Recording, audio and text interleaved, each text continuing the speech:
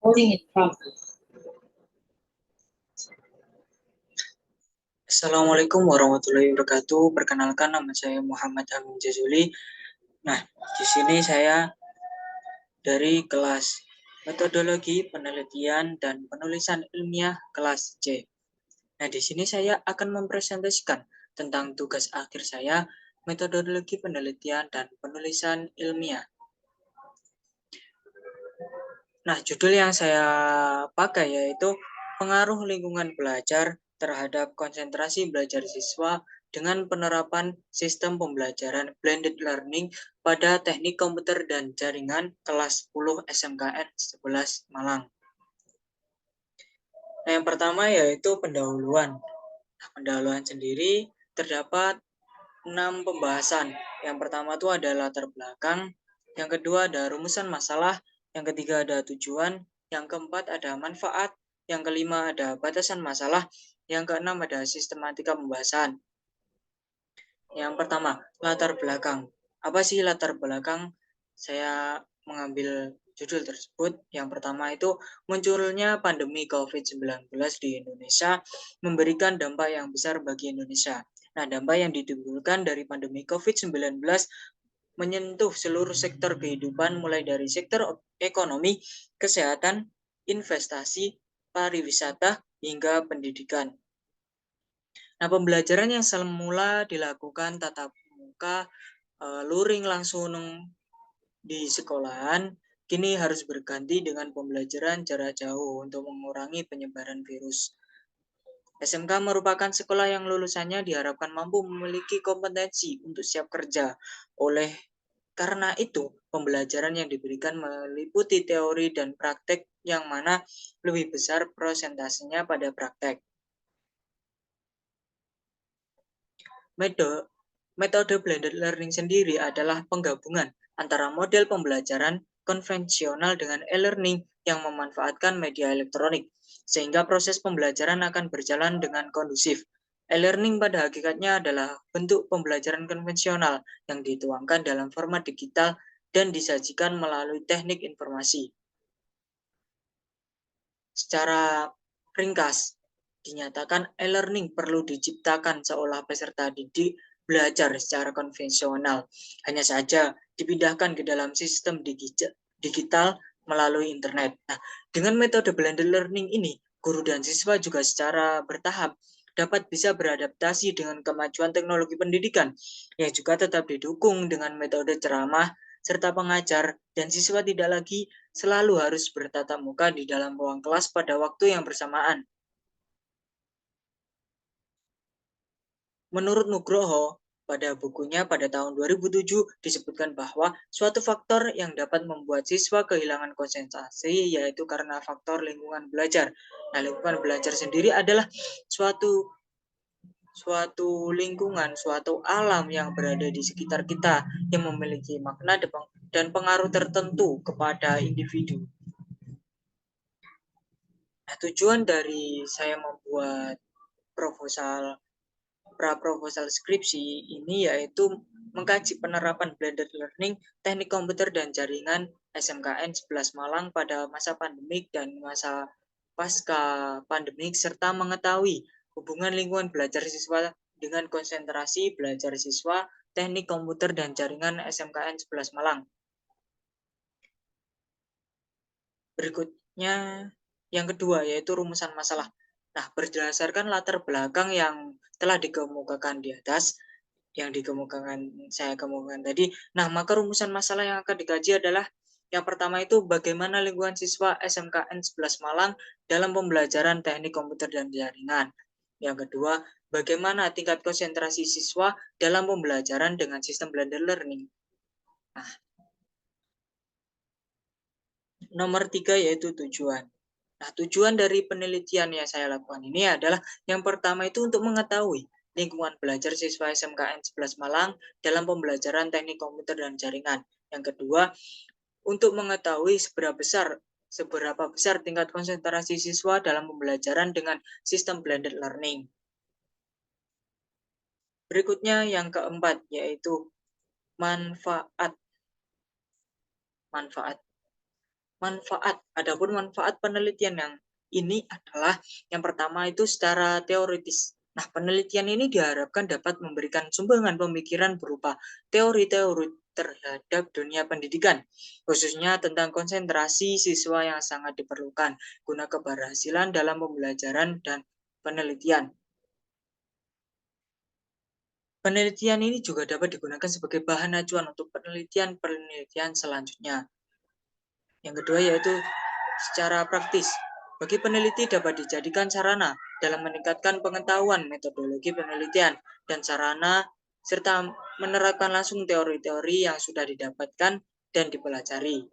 Ya, bagi guru dapat dijadikan sebagai salah satu sumber informasi untuk mengetahui pengaruh lingkungan belajar siswa terhadap konsentrasi siswa dalam pembelajaran dengan sistem blended learning. Selanjutnya yaitu batasan masalah. Berdasarkan latar belakang, maka dalam penelitian ini perlu adanya pembatasan masalah agar pengkajian masalah dalam penelitian ini berfokus dan terarah.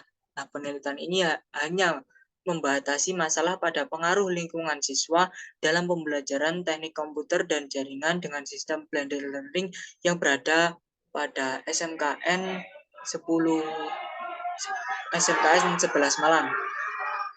Yang berikutnya yaitu sistematika pembahasan, yang pada bab pertama itu berisi tentang pendahuluan, yang isinya yaitu konsep yang berkenaan dengan objek penulisan, latar belakang masalah, perumusan masalah, tujuan dan manfaat penelitian, batasan masalah, serta sistematika pembahasan.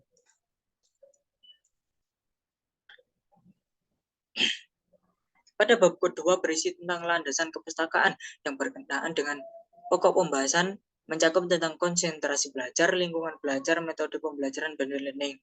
Pada bab ketiga berisi tentang setting wilayah penelitian yang mencakup identitas subjek penelitian.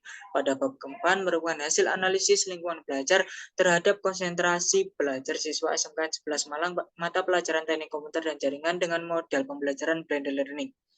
Pada bab kelima merupakan bab penutup yang berisikan tentang kesimpulan terhadap penelitian dan juga dilengkapi dengan beberapa saran.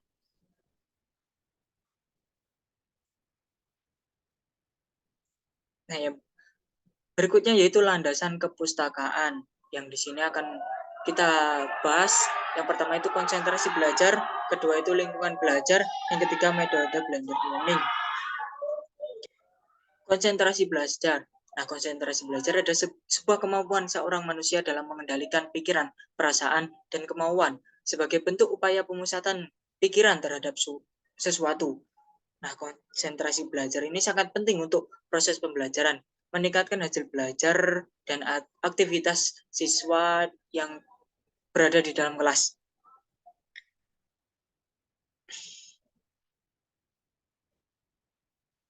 Kemudian lingkungan belajar. Seseorang tidak memiliki kemandirian yang sepenuhnya. Nah, sehingga dapat dipengaruhi oleh beberapa kondisi atau keadaan lingkungan.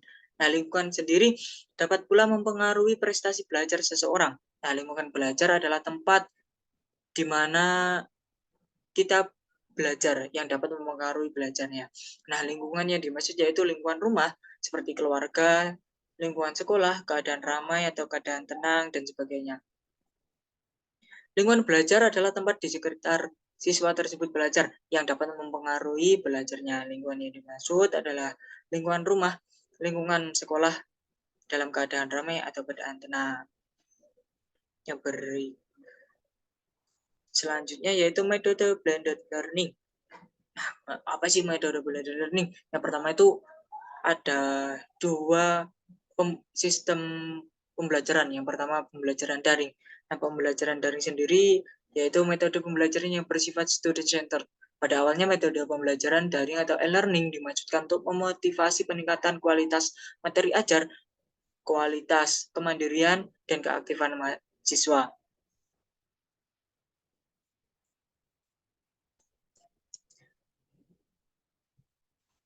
Metode pembelajaran daring itu dilakukan secara terpisah, yaitu dilakukan secara konvensional, yaitu menggunakan sistem internet. Nah, pembelajaran luring sendiri antonim dari luar atau dengan jaringan. Nah, metode pembelajaran luring adalah metode pembelajaran dengan bentuk belajar yang dilaksanakan dengan pertemuan fisik secara langsung tanpa bantuan teknologi internet. Blended learning, konsep dalam pengembangan pembelajaran digunakan model blended. Model ini dianggap memberikan solusi dalam pengembangan model pembelajaran pada institusi yang masih menerapkan pembelajaran non-online sebagai tolak ukur aktivitas siswa. Nah, secara konsep pengembangan didasarkan pada model-model pembelajaran menurut Sri Sakti tahun 2006, yaitu dalam buku Pedoman Pengembangan Belajar Berbasis Web terbitan Departemen Pendidikan Nasional membagi model pembelajaran menjadi secara umum itu menjadi 4 kelompok. Model blended learning dikembangkan mengacu pada definisi-definisi yang telah digambarkan dalam tabel, sehingga pengembangan pembelajaran online bukan lagi sebagai pelengkap atau pengganti kegiatan tahap muka diskusi, forum, dan lain-lain. Semuanya dilakukan secara sistematis dan terintegrasi pada web yang dikembangkan.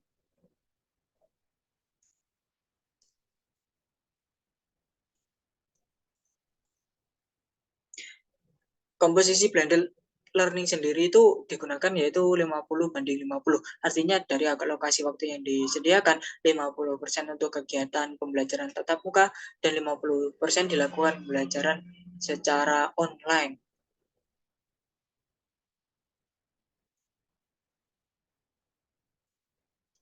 Metodologi. Nah, di sini kita akan membahas 6 subbab materi. Yang pertama yaitu jenis penelitian. Nah, pada dalam penelitian ini, peneliti menggunakan jenis penelitian kuantitatif. Metode penelitian kuantitatif dapat diartikan sebagai metode penelitian yang berlandaskan pada filsafat positivisme, digunakan untuk meneliti pada populasi atau sampel tertentu. Nah, teknik pengambilan sampel pada umumnya dilakukan secara random, pengumpulan data menggunakan instrumen penelitian, analisis data bersifat kuantitatif atau statistik dengan tujuan untuk menguji hipotesis yang telah ditetapkan. Kebutuhan waktu dan lokasi penelitian. Nah, penelitian ini akan dilaksanakan pada semester genap tahun 2023 yang berada di SMKN 11 Malang, tepatnya di kelas 10 jurusan Teknik Komputer dan Jaringan. Subjek penelitian. Nah, subjek penelitian sendiri yaitu keseluruhan siswa kelas 10 jurusan Teknik Komputer dan Jaringan SMKN 11 Malang yang sedang menempuh mata pelajaran komputer dan jaringan dasar. Teknik pengumpulan data. Nah, teknik pengumpulan data yang digunakan yaitu ada 3. Yang pertama tuh angket. Nah, teknik pengumpulan data model angket ini bersifat angket atau kuesioner. Nah, teknik pengumpulan data dan informasi yang paling umum dan banyak digunakan dalam dunia pendidikan. Itu bersifat menggunakan kuesioner. Yang kedua yaitu observasi. Nah, metode observasi sendiri digunakan untuk mengumpulkan data mengenai keadaan pendidikan, situasi kelas, dan lain-lain. Yang berikutnya yaitu dokumentasi. Nah, dokumentasi adalah teknik untuk memperoleh informasi-informasi yang bersifat dokumen dari dokumen-dokumen yang ada sebelumnya. Nah, metode ini digunakan untuk memperoleh data-data tentang prestasi siswa melalui buku raport. Berikutnya populasi dan sampling. Populasi sendiri adalah wilayah generasi yang terdiri dari objek atau subjek yang mempunyai kualitas dan karakteristik tertentu yang ditetapkan oleh peneliti untuk dipelajari dan kemudian ditarik kesimpulannya. Nah, adapun populasi dalam penelitian yang saya kembangkan ini yaitu seluruh siswa kelas 10 Teknik Komputer dan Jaringan SMKN 11 Malang. Sampling ataupun sampel. Nah, ini adalah bagian dari jumlah dan karakteristik yang dimiliki oleh populasi tersebut. Adapun sampel yang saya gunakan dalam penelitian ini yaitu 50% dari jumlah siswa kelas 10 Teknik Komputer dan Jaringan SMKN 11 Malang. Yang berikutnya yaitu analisis data. Dalam penelitian ini, analisis data yang digunakan adalah analisis data deskriptif kuantitatif. Metode ini digunakan untuk mendeskripsikan masing-masing variabel agar lebih mudah memahaminya. Nah, penelitian ini peneliti menggunakan fungsi regresi sederhana untuk menentukan besarnya koefisien regresi untuk masing-masing variabel independen terhadap variabel dependen. Kemudian akan dilakukan uji kedua hipotesis, yang mana jika besarnya nilai angka signifikan lebih kecil dari 0,05, yaitu maka hipotesis pertama itu ditolak dan hipotesis akhirnya diterima. Kemudian apabila nilai angka signifikan lebih besar dari 0,05, maka angka kepercayaan P hipotesis awal itu diterima dan hipotesis akhir akan ditolak.